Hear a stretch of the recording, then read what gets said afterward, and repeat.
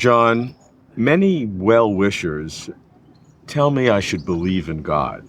Now, I think I'd like to believe in God, but maybe I think too much. So, first thing I think about is, what is belief? What is the nature of belief?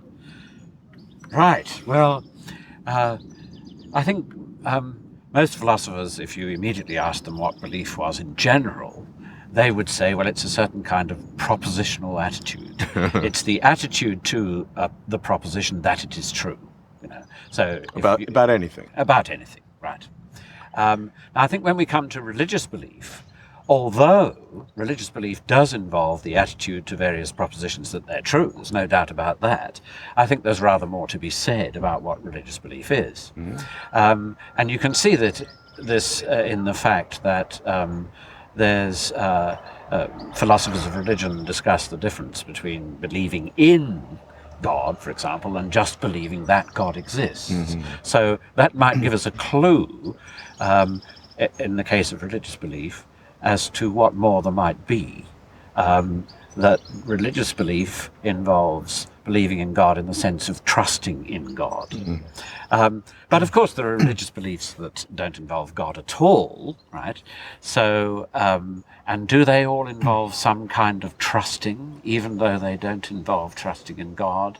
Well, I'm inclined to think that they do in a way. So let me explain what I mean by this, because it's not immediately apparent. Okay.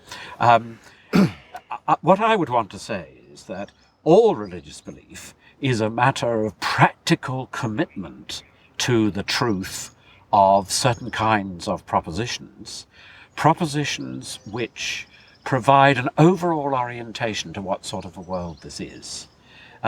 John Hick used the expression total interpretation for these kinds of propositions. And I think that's a very important clue to the nature of religious belief. So if we were talking very generally and rather abstractly about religious belief, that's what I think I would say. So you have to imbue it with a personal commitment? Yes, exactly. A practical commitment. Oh, okay. You actually, the way I like to put it is, it's not simply that you hold, as a matter of attitude, a certain view of the world, right? But that you take that to be true and to have practical implications for how you live your life, how you act towards others, and so on. So, but I can believe without having to make that practical commitment. You could. Yes, but you're saying that's in terms of but I don't think that would really be religious belief. Oh. I mean, now conceivably, there are some philosophers who may come to the conclusion that there has to be an intelligence behind the universe. Yeah, sure. And they actually do believe that theory is correct, right? But I wouldn't necessarily characterize that as a religious belief, because it seems to me that doesn't have any implication for the kind of life that they lead. I see belief really in two very distinct parts. One, do I believe that is true? And then even about religion. And then a totally separate decision. Do I want to make a personal, practical commitment to some kind of act on that belief? I can see doing the first without the second. Yes, I'm not denying that you could do the first without the second. But what I'm wanting to say is that religious belief essentially involves doing the second. So I think that what's really important for religious belief is that it does include that practical commitment. And actually, I would associate that with my understanding of the etymology of the word religion. Finding a definition of religion is very difficult. But I think it would be in the area of recognizing that religere, which means to bind together, right, it connotes the idea of an overall orientation that integrates the various aspects of one's life into a meaningful whole, right? And unless that, it won't be sufficiently integrative if it's purely theoretical. It has to have that practical commitment. When you're dealing with religious belief, what is the role of faith? Well, my understanding of faith is the making of that kind of a commitment to an overall view of the world in a situation where there necessarily can't be any kind of guarantee that it's the right orientation. interpretation. So it involves what I like to call a doxastic venture. Well, you have to explain that. Yes, okay. Well, what I mean by that is that it involves having a certain belief about what the world is like. Let's give an example. Doxasis. That's That's doxasis. that's the doxastic side. The yes. belief. Doxa is the Greek word for belief.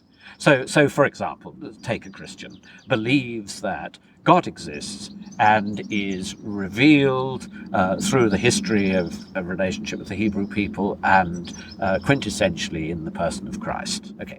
So, but now that is an overall interpretation, which really for a Christian ought to apply to everything. It needs to be integrated into everything that one believes and does.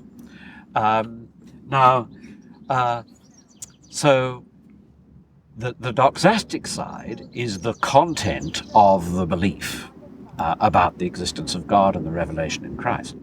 The venture side is the commitment. Oh. But what makes it a venture is that it's the kind of commitment that I think could not be guaranteed on an evidential basis.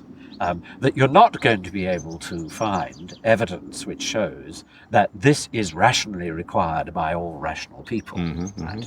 Now, of course, I'm coming up against a whole tradition within Christian philosophical theology, which wants to argue that Christian commitment is justified precisely because it is supported by that kind of evidence. And only. And yes, and it's the only view that is supported. Yeah.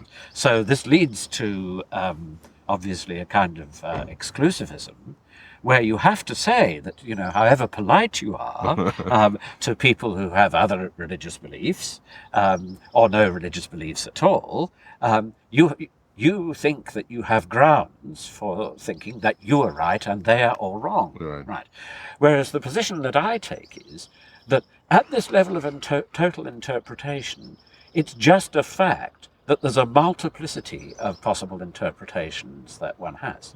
So, you have presented yourself to me as, one might say, a sympathetic unbeliever, right?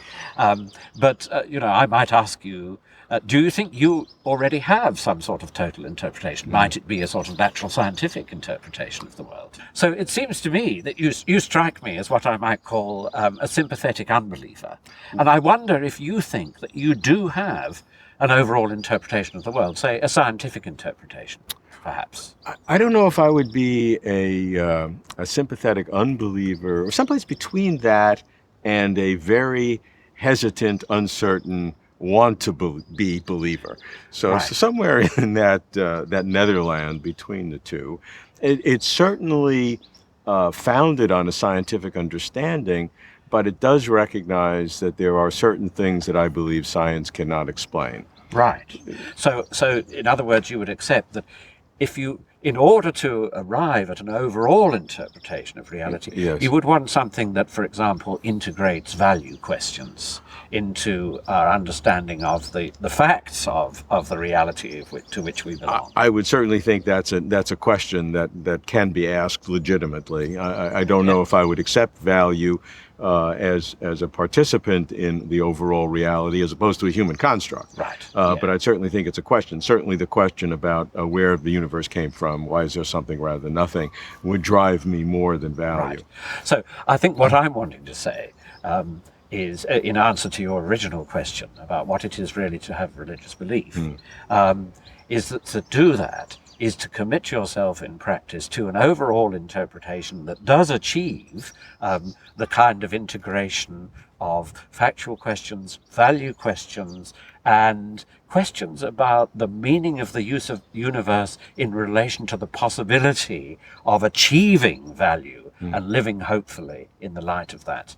And it may be that it's quite a struggle to get as far as that, but I see that as what is being offered us in our rich human religious traditions.